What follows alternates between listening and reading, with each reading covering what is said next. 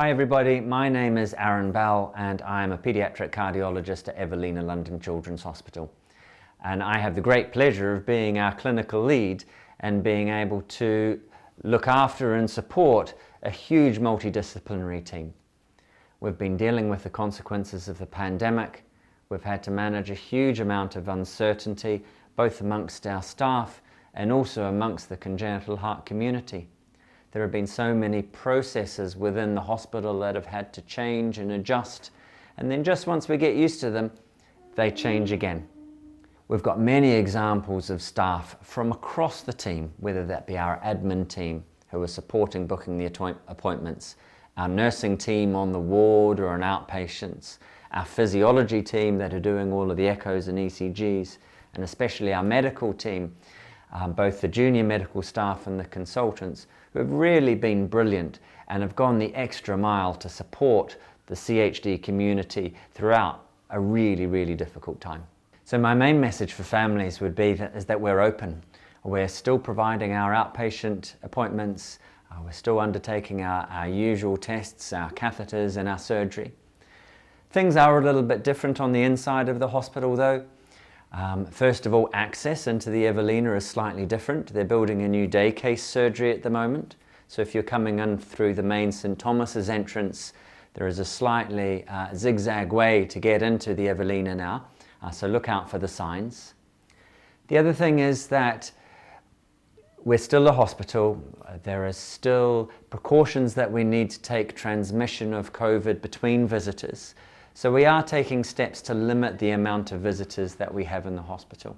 So we've been asked what changes have happened at the Evelina over the last 18 months. And it may be better to say what hasn't changed. But actually, even with the pandemic and having to manage that, there have been some really positive new things that have happened that we're hoping to build on over the next year and the years to come. I think the most important thing for us and the biggest change is the move from Savannah Ward onto Skye. Skye Ward was purpose-built for looking after children with heart problems. It's a fantastic new facility, double the amount of space that we had in the previous ward. It's bright and it's airy. We've managed to incorporate a quiet room to be able to have some private conversations when we need to. There's a new parents' room. There's hand washing facilities on entrance to the ward, which is really important. And also other quiet spaces, particularly for breastfeeding mums, where they can go to a private area to be able to express milk if they need to. And the new ward is working really well. Feedback from staff and the parents has been that they really enjoy the environment.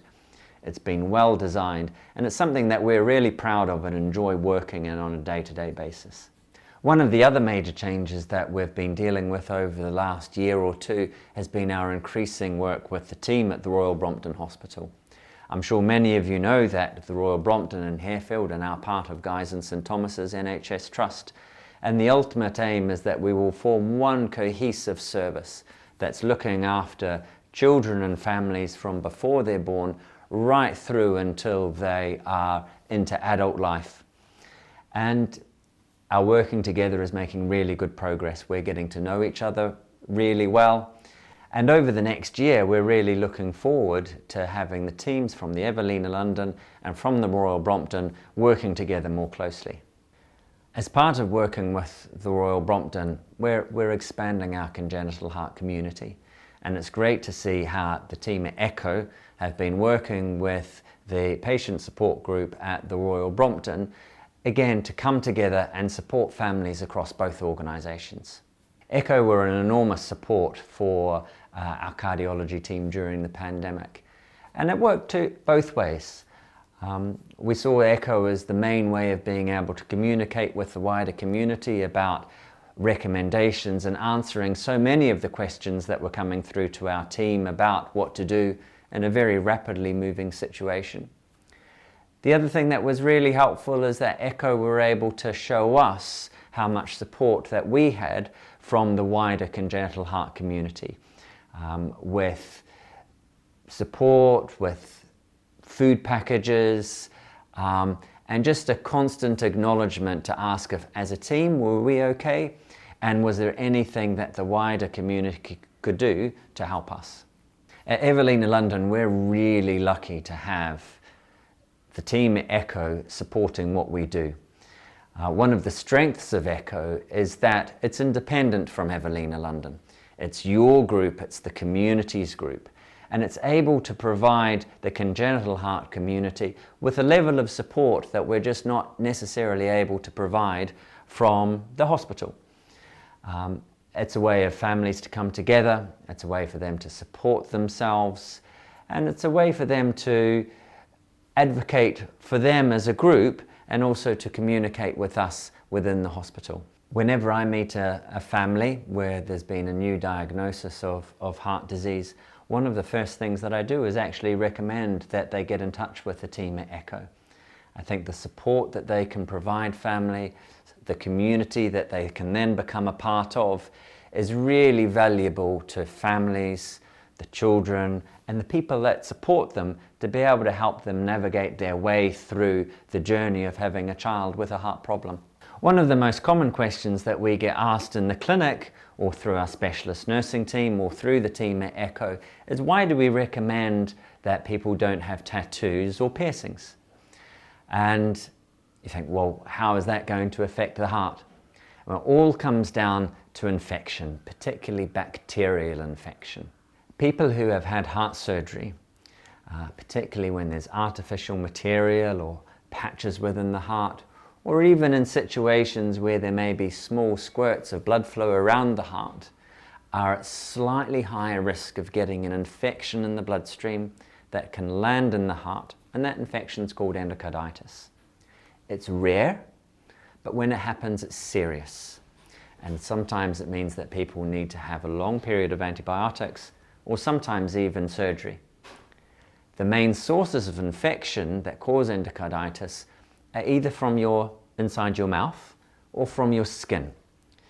So we suggest to all of our families in this situation to look after their teeth. Make sure that you've got good dental hygiene, keeping your mouth healthy to prevent the passage of bacteria from inside your mouth into the bloodstream.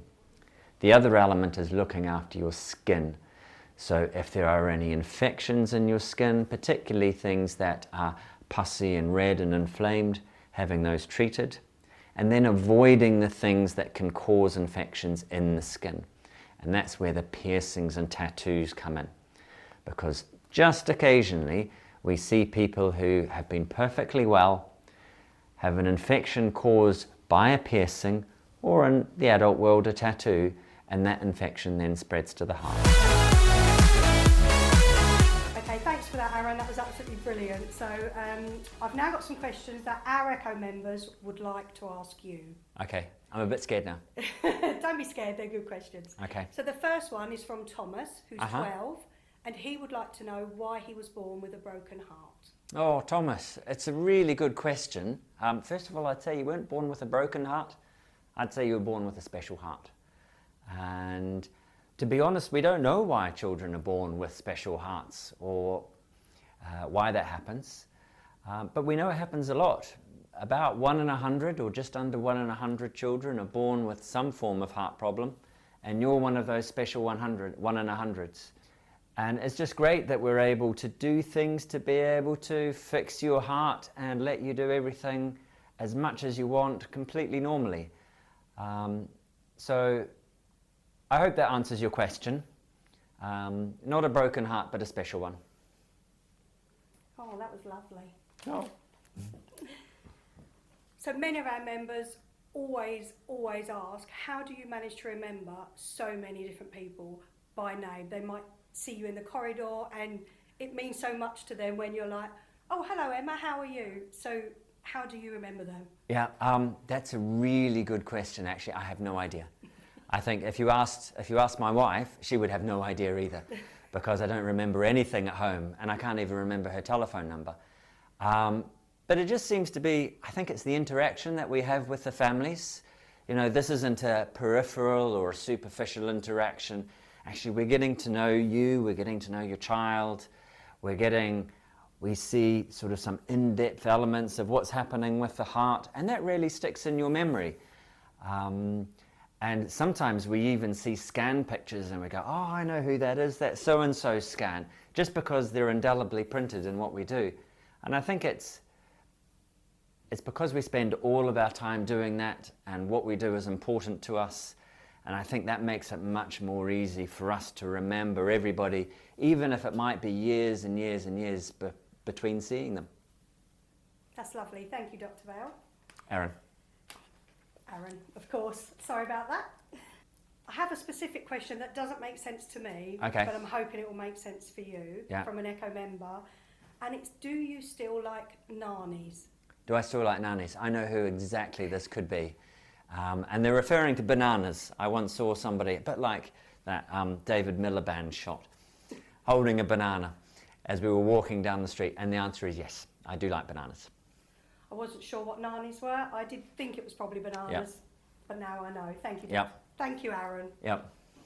Parents have often asked us is whether you would be able to create an easy kind of checklist as parents are diagnosed or parents are given a diagnosis for their child.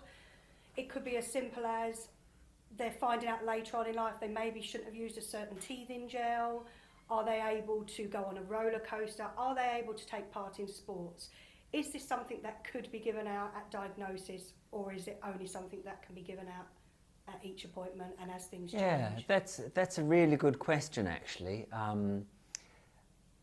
because having a new diagnosis of a heart problem, there's so much information out there and so much to take in, and very much our focus at the beginning is the nuts and bolts of things. What's wrong, what we need to do to treat it, what that treatment plan is going to be looking like going forward. What we really recognise is actually there does come a time when there's a need for much more information. And that's something that we recognise, and it's also something that the team at Echo recognise. And one of the things that we're hoping to do over the next 12 to 24 months is actually work on that information and have it available for you on the Echo website for when you need it, so that it's easy to access. One of the main messages that we also give our families is actually we want you to do things as normally as possible. And lots of the things that parents might be worried about, do's and don'ts, actually most of the time our answer is just do it, go for it. There are very few things that you need to be really worried about on a day-to-day basis about what you should and shouldn't do. And also that varies from child to child. So I think having something that suits everybody won't be necessarily applied to everybody, but the message that we should get more detailed information out there is heard loud and clear, and that's something that we're really hoping to work on. So Aaron, if families have questions regarding these, when would you suggest is a good time that they ask them? I think a good time to ask is when you think of the questions, to be honest. That can be in the cardiac clinic. There's no question is a silly question if you're coming to the cardiac clinic, and it might be something that you think of there at the time, or it's been bugging you for a few weeks and you want to ask. Please just go ahead and ask the team, whether that's the consultant if you're seeing them or if you're seeing the specialist nurses. One thing that we know though is that families often leave clinic, and in the excitement of the clinic they actually forget to ask some of the things that they really wanted to know. There's no problem with contacting our team afterwards. Either give the specialist nursing team a shout over the telephone or even email them. The messages will always come to us and we can get back to you to answer the questions that you have. That's lovely, thank you very much. Now I love the next question, it's one of my favourites. So Daisy, age 7, would like to know if you could be any superhero, what would you be? Do you know or who would you be? Who would I be? That's a really difficult question, Daisy. And there's lots of different things to think about. Do you want to fly? Do you want to be invisible? Do you want to have super strength? Do you want to be a human form or cartoon form? And there are so many superheroes out there, it's difficult to know who you would want to be like. Let's see, I wouldn't want to be Batman because he's brooding and dark and not very cheerful, and I think I'm quite cheerful. And I want to be someone fun. I don't want to be someone who gets into too much trouble. and don't want to be someone who everyone gets a bit sick of. And I really like Pixar cartoons, and I really like the idea of running and being fast. So I am going to go with being Dash from The Incredibles. Oh, absolutely fantastic choice. I love that, and I can't wait to see you in the Dash and the red outfit. No, that's not happening. I've got another question for you, Aaron, Yeah. and that is, this has come from a parent of a child with additional needs. Yeah. And they would like to know, do you and your team receive extra training on how to help these families when they come to clinic appointments and through the process, or is it just something that naturally happens? Do you know what, that's a really good question. And the honest answer is actually we don't get formal additional training on how to speak to children, speak to parents, particularly speak to families where there may be communication difficulties. To some extent, a lot of the people that do this job do it well, because that's something that they're able to do usually quite well. During doctor training, we will often feed back to our trainee doctors about how they're communicating, give them tips about what we thought worked well, what didn't work well, and certainly if we get any feedback from families about what goes well and what doesn't, we let everybody know. But as the specific training for that, no, there isn't. And the more that things develop, the more complex conditions become, and the more that we have to think about. I think that's a real area for development for the future. Is to be the best doctors, we need to be the best communicators. And any efforts that we can make to communicate better should be really welcomed. Okay, that's lovely. So thank you so much for joining us. That's all right. We really appreciate your time. We know how precious it is. So No, it's not. That's from all right. the Echo community, thank you very much. Okay, thanks very much.